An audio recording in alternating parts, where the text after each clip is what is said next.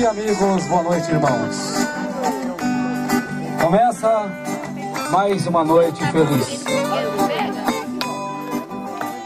No dia 10 de julho de 2008, tivemos a primeira noite desta temporada debaixo deste mesmo céu, com quase o mesmo tanto de estrelas e com a mesma classe de pessoas reunidas em torno desta fogueira, que daqui a pouco também será acendida. Moças preciosas como vocês são, moços preciosos como vocês, moços, são,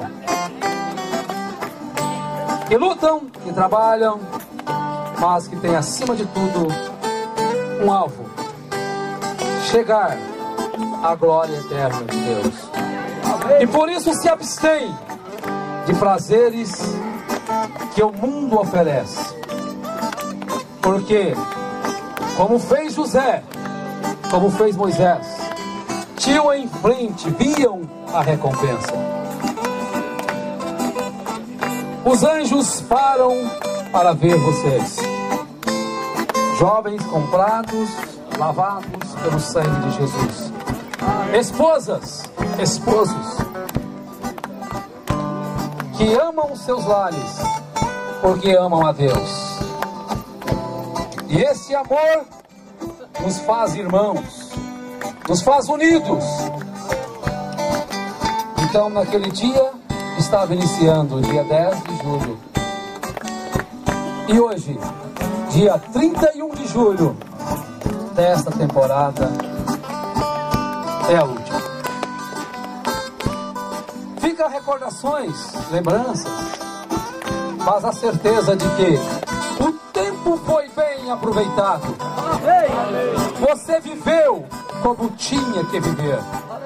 E por isso pode cantar agora: glória, aleluia. De pé, batendo palmas e louvando a Deus. Legal. Cantando louvores, todos juntos, crianças, jovens e adultos.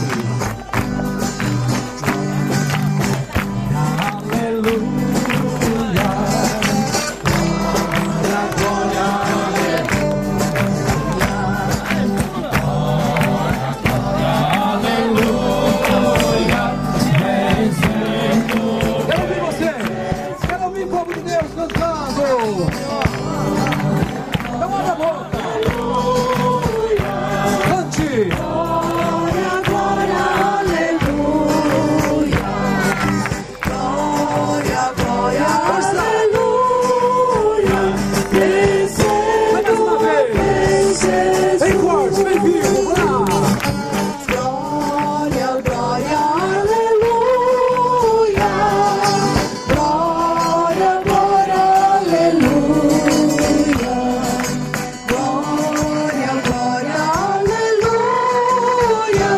Hey!